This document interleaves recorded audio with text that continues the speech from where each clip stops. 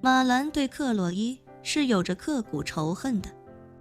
在他看来，即便是当初的萧老太太都没有克洛伊坏的那么纯粹。再加上马兰本身就是睚眦必报的性格，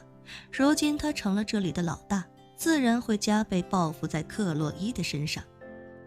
克洛伊敢怒却不敢言，只能唯唯诺诺地连忙起身，和杰西卡一起到卫生间换了一身干净的衣服，于是便开始跪在地上，卖命地擦起了地板。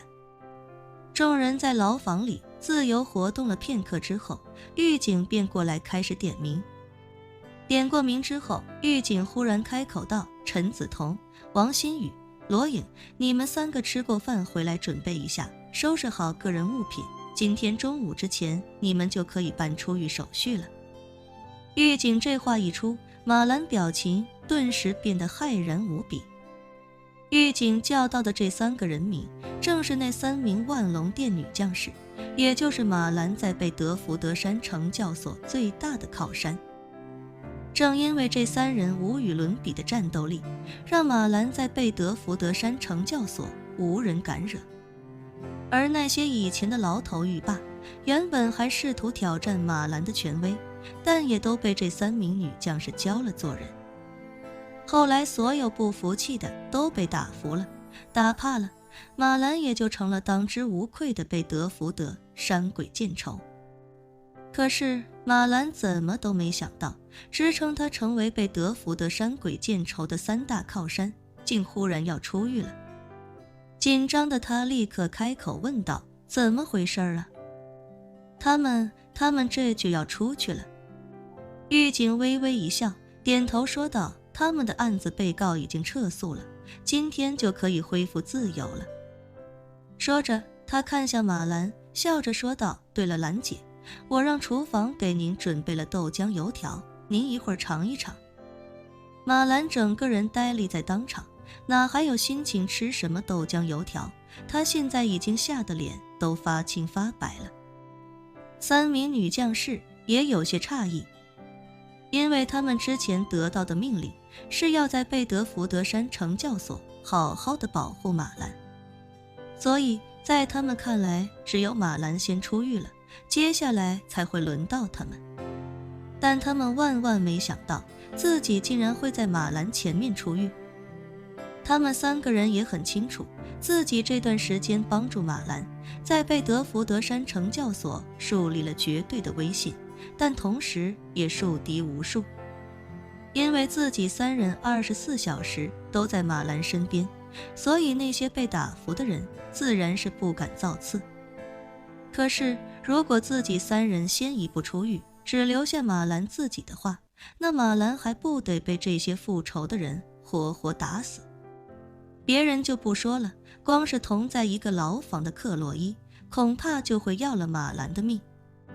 马兰此刻也是吓得浑身发抖，他做梦也没想到，从天堂到地狱的转变竟然来得如此之快。正跪在地上擦地板的克洛伊听到这话，整个人立刻打起了12分精神。他很清楚，马兰在这里的保护伞主要来自于2方面，首当其冲的就是这3个特别能打的女人，其次就是狱警们对她的特殊照顾，而真正困扰克洛伊的，就是生活在同一个牢房里的这3个女人。克洛伊早就恨疯了马兰，听闻这3个女人要出狱了，她脑子里想到的第一件事，就是等这3个女人走了之后，等所有人结束了放风回到牢房之后，往死里暴打马兰一顿。至于马兰告诉狱警之后自己会是什么下场，此时的克洛伊已经完全不顾了。这段时间被马兰折磨得不成人形，他只想跟马兰拼命。之所以一直克制，是因为知道有这3个女人在，自己就算拼命也没用。但等着3个女人走了之后，拼命的机会就来了。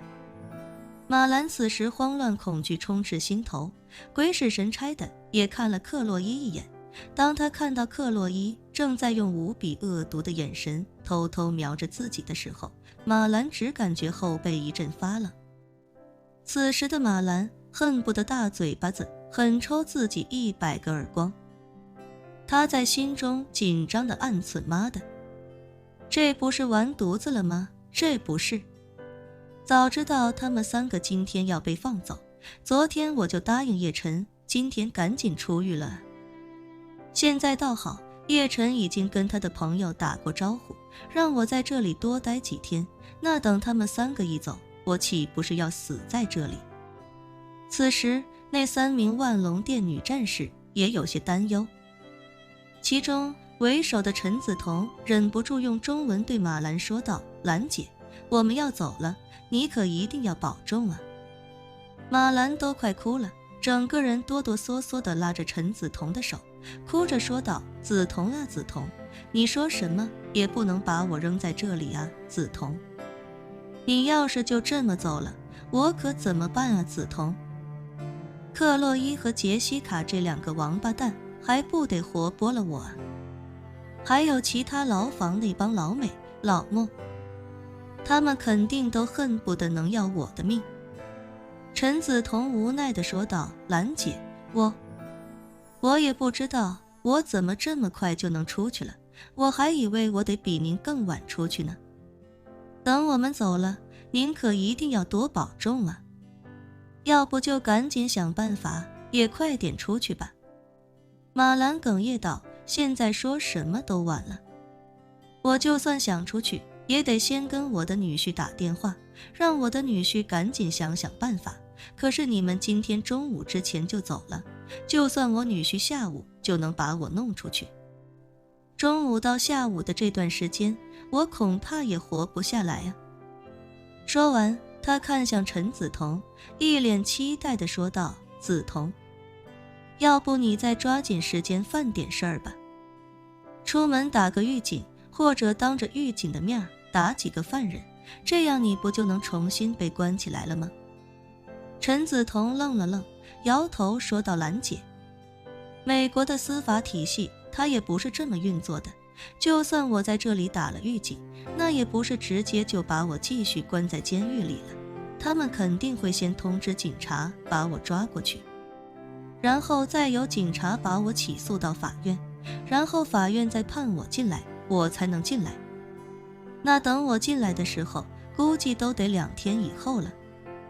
啊！马兰顿时急得像是热锅上的蚂蚁，一个劲地在原地转圈。他一边哭一边在嘴里念叨：完蛋了，完蛋了，这次我真的完蛋了。